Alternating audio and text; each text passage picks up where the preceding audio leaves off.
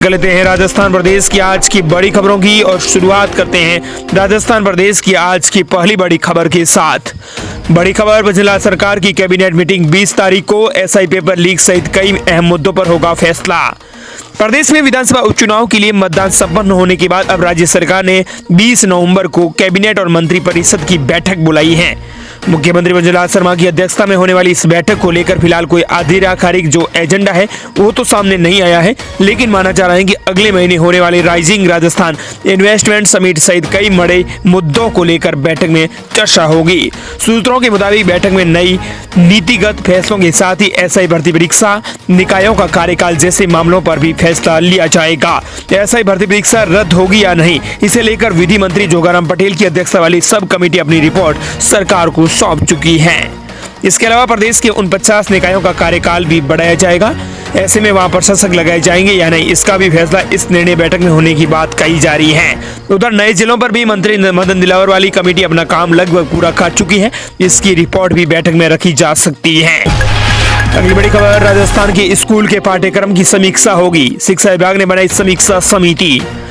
राजस्थान के स्कूलों की किताबों में गोधरा कांड को लेकर विवादित तथ्य पढ़ाने को लेकर शिक्षा विभाग एक्शन मोड में आ रहा है। शिक्षा मंत्री मदन दिलावर की आपत्ति के बाद अब विभाग ने राजस्थान के स्कूलों के पाठ्यक्रम की समीक्षा कराने का फैसला किया है। इसको लेकर 10 सदस्यीय स्कूल पाठ्यक्रम समीक्षा समिति का गठन किया गया है, जो अगले 30 दिनों में स्कूलों में पढ़ाई जाने वाली किताबों का अध्ययन कर अपनी समीक्षा रिपोर्ट सरकार को यानी शिक्षा विभाग को सौंपेगी। राजस्थान में स्कूलों के पाठ्यक्रम में कुछ बदलाव भी देखने को मिलेंगे।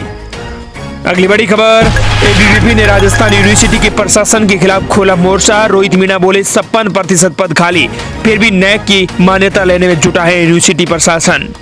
राजस्थान यूनिवर्सिटी की आपको बता दें कि एक बार फिर से national assessment and accreditation counselling NAAC की मान्यता लेने की तैयारियों में जुटी हुई है। दरअसल राजस्थान यूनिवर्सिटी इन दिनों नेशनल असेसमेंट एंड काउंसिलिंग की मान्यता लेने की जद्दोजहद में जुटी हुई है। इसके लिए नैक की टीम को यूनिवर्सिटी प्रशासन द्वारा ग्रेडिंग के लिए भेजा गया डाटा भी एक्सपर्ट किया जा चुका है। इधर एबीवीपी ने राजस्थान यूनिवर्सिटी के खिलाफ मोर्चा खोल दिया है। कहा जा रहा है कि 56% पद खाली पड़े हैं। अगली बड़ी खबर, राजस्थान के 5 जिलों में आज साया कोहरा। श्रीगंगानगर, हनुमानगढ़ में तेज सर्दी, अधिकतम तापमान 23 डिग्री सेल्सियस से भी नीचे। उत्तर भारत में हो रही भारी बर्फबारी के असर से और राजस्थान में श्रीगंगानगर, हनुमानगढ़ में कोल्ड डे जैसा मौसम हो गया है। 5 जिलों में घने कोहरे का असर रहा है। यहाँ विजिबिलिटी भी औसतन 40 मीटर से कम रही है। कई जिलों के न्यूनतम तापमान में भी गिरावट आई है। कृषि अनुसंधान केंद्र फतेहपुर सीकर में तो न्यूनतम तापमान 12 डिग्री तक पहुंच गया। कोहरे के कारण झुंझुनू के नयासर में बाईपास पर कार सवारों को सड़क दिखाई नहीं दी। वे घुमाव पर गाड़ी को सीधा ले गए। ऐसे में कार खाई में लटक गई। हालांकि दोनों युवकों को कोई चोट तो नहीं आई है। इधर कोहरे के असर से प्रभावित हुए जिले का नाम इस प्रकार है। शनिवार को जैसलमेर, बीकानेर, हनुमानगढ़, गंगानगर और सीकर। इसी प्रकार आज सोमवार को जैसलमेर, बीकानेर, हनुमानगढ़, गंगानगर, सीकर, चित्तौड़गढ़ इन जिलों में आपको बता दें कि श्री गंगानगर, हनुमानगढ़ में दिन का अधिकतम तापमान है वो 23 डिग्री सेल्सियस दर्ज किया जा सकता है। इसके अलावा पिलानी, चित्तौड़गढ़, जोधपुर, चूरू, धौलपुर, जालोर में अधिकतम तापमान 32 डिग्री सेल्सियस दर्ज किया जा सकता है। गरौली, फतेहपुर, डूंगरपुर, बीकानेर, जैसलमेर, कोटा, जयपुर, अलवर, भीलवाड़ा और अजमेर में अधिकतम तापमान 30 डिग्री सेल्सियस दर्ज किया जा सकता है। अगली बड़ी खबर, आरजीएससी चेयरमैन ने कटारा को सौंपी थी पेपर लीक की जिम्मेदारी। एग्जाम से पहले करोड़ों में बेचा पेपर। माफियाओं के पास था पुलिस के बचने का प्लान बी। दरअसल आप राजस्थान के किस जिले से इस वीडियो को देख रहे हैं कमेंट सेक्शन में जरूर बता दें कि बड़ी खबर आ रही है पेपर लीक मामलों में स्पेशल ऑपरेशन ग्रुप यानी एसओजी की जांच जैसे जैसे आगे बढ़ रही है वैसे वैसे नए खुलासे हो रहे हैं। Senior teachers exam 2022 paper leak case में एसओजी ने हाल ही में पेपर खरीदने और डमी कैंडिडेट बैठाने वाले 47 परीक्षार्थियों के खिलाफ चार्जशीट पेश की है। आरोपी अभ्यर्थियों ने एसओजी को बताया कि माफियाओं ने उन्हें पुलिस से बचाने का पूरा भरोसा दिलाया था। पकड़े नहीं जाए इसके लिए प्लान बी भी तैयार कर रखा था। हालांकि ये प्लान काम नहीं कर पाया। एसओजी ने आरपीएससी से पेपर लीक होने से परीक्षार्थी तक पहुंचने वाले एक आरोपी की कड़ी जोड़कर उनके खिलाफ पुख्ता सबूत जुटाए हैं। अब पकड़े गए अभ्यर्थियों के परिजन और दोस्तों को भी रडार पर लिया गया है। अगली बड़ी खबर, राजस्थान में 40 लाख बेरोजगारों को बड़ा झटका। सरकारी भर्ती में वन टाइम रजिस्ट्रेशन फीस का नियम भी बदला गया। अशोक गहलोत की पिछली सरकार ने अपने कार्यकाल के आखिरी साल में वन टाइम रजिस्ट्रेशन फीस का नियम बनाया था। उम्मीदवारों के केवल एक बार रजिस्ट्रेशन फीस जमा करानी थी। एक बार रजिस्ट्रेशन फीस जमा कराने के बाद उम्मीदवारों को भविष्य में किसी भी भर्ती परीक्षा का फॉर्म भरने के लिए कोई अतिरिक्त शुल्क भी नहीं देना होता था। लेकिन अब राजस्थान की सूबे की सरकार भजनलाल सरकार ने बेरोजगारों को बड़ा झटका लग गया है। राजस्थान सरकार फिर से परीक्षा के लिए आवेदन फॉर्म की फीस जमा कराना अनिवार्य कर रही है। सरकार के इस फैसले का असर किसी एक दो अभ्यर्थी पर नहीं बल्कि राजस्थान के 40 लाख बेरोजगारों पर पड़ेगा। दरअसल अशोक गहलोत की पिछली सरकार ने अपने कार्यकाल के आखिरी साल में वन टाइम रजिस्ट्रेशन फीस का नियम बनाया था, लेकिन अब सूबे की सरकार भजनलाल सरकार इसमें बदलाव करने जा रही है। अब वर्तमान की भजनलाल सरकार ने गहलोत सरकार की इस वन टाइम रजिस्ट्रेशन फीस नियम को बदलने की तैयारी की है। इसे खत्म करने का प्रस्ताव सरकार के पास भेजा गया है, क्योंकि राजस्थान के कर्मचारी चयन बोर्ड और राजस्थान लोक सेवा आयोग का कहना है कि इससे सरकार को भी भारी नुकसान हो रहा है। एक परीक्षार्थी पर आता है 600 रुपए का खर्च। अधिकारियों का कहना है कि इससे वे उम्मीदवारों पर भी एप्लीकेशन फॉर्म भर देते हैं जो परीक्षा नहीं देना चाहते। फॉर्म भरने वाले उम्मीदवारों की संख्या परीक्षा में उपस्थित होने वाले उम्मीदवारों की तुलना में बहुत कम होती है। एक परीक्षार्थी पर सरकार को परीक्षा कराने में 600 रुपए का खर्च आता है। इसके अलावा उसके लिए एक शिक्षक भी अलग से लगाया जाता है, जिससे छात्रों की पढ़ाई भी प्रभावित होती है। मगर 60% परीक्षार्थी परीक्षा में नहीं बैठ रहे हैं। इसे लेकर सरकार का मानना है कि फीस लगाएंगे तो कई अभ्यर्थी जो परीक्षा देने चाहते हैं वो ही बैठेंगे। अगली बड़ी खबर, राजस्थान में 181 किलोमीटर रेलवे लाइन बनेगी डबल पटरी, 11 स्टेशनों की बढ़ेगी चमक धमक। भारतीय रेलवे मंत्रालय द्वारा राजस्थान की जनता को एक बड़ी सौगात दी गई है, जिसके तहत प्रदेश में 181 किलोमीटर लंबी रेल लाइन का दोहरीकरण किया जाएगा। बता दें कि दोहरीकरण के साथ गुलाबपुरा, रूपाहिली, भोजराज, सरेरी, रायला, लांबिया, धुआला, मांडल, भीलवाड़ा, मंडपिया, हमीरगढ़ स्टेशनों का नवीनीकरण होगा। भीलवाड़ा स्टेशन का विकास कार्य अमृत भारत योजना के तहत हो रहा है।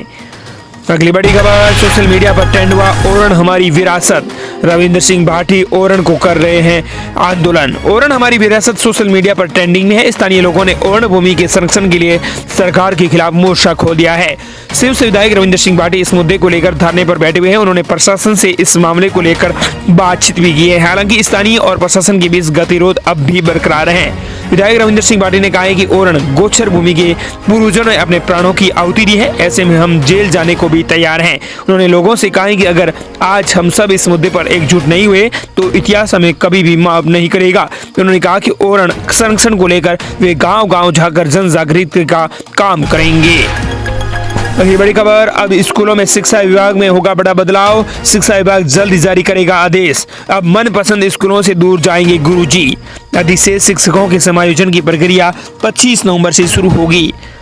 दरअसल 25 नवंबर तक अधिशेष शिक्षकों की पदभार सूची तैयार करनी होगी। 28 नवंबर तक संभावित पदस्थापन सहित सूची तैयार कर देनी है। प्रारंभिक शिक्षा विभाग को अनेक विद्यालय में खाली पद नहीं होने के बावजूद जमे बैठे शिक्षकों को छोड़ना होगा विद्यालय। अब शिक्षकों को अपनी मनपसंद के विद्यालय छोड़ने पड़ेंगे। शिक्षा विभाग की तरफ से जिले के विद्यालयों में अधिशेष शिक्षकों का अब समायोजन होगा।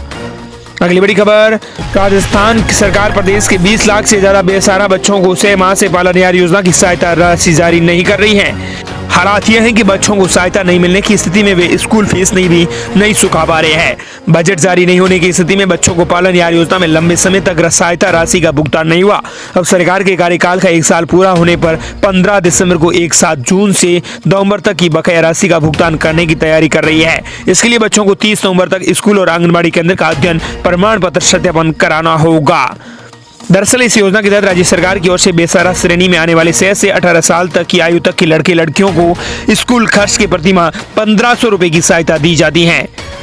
लेकिन सरकार की ये राशि कभी कई महीनों से अटकी हुई पड़ी है। पालनहार योजना का लाभ पात्र लड़के लड़कियों और पालक परिवारों को मिलता है, लेकिन इस योजना में बेसहारा बच्चों को सहायता ही नहीं मिल रही है। इसमें 3 अलग अलग श्रेणियों में रुपए बांटे गए हैं। एक श्रेणी में 1000 रुपए, तो दूसरी में 1500 और तीसरी में 2500 रुपए तक राशि दी जाती है।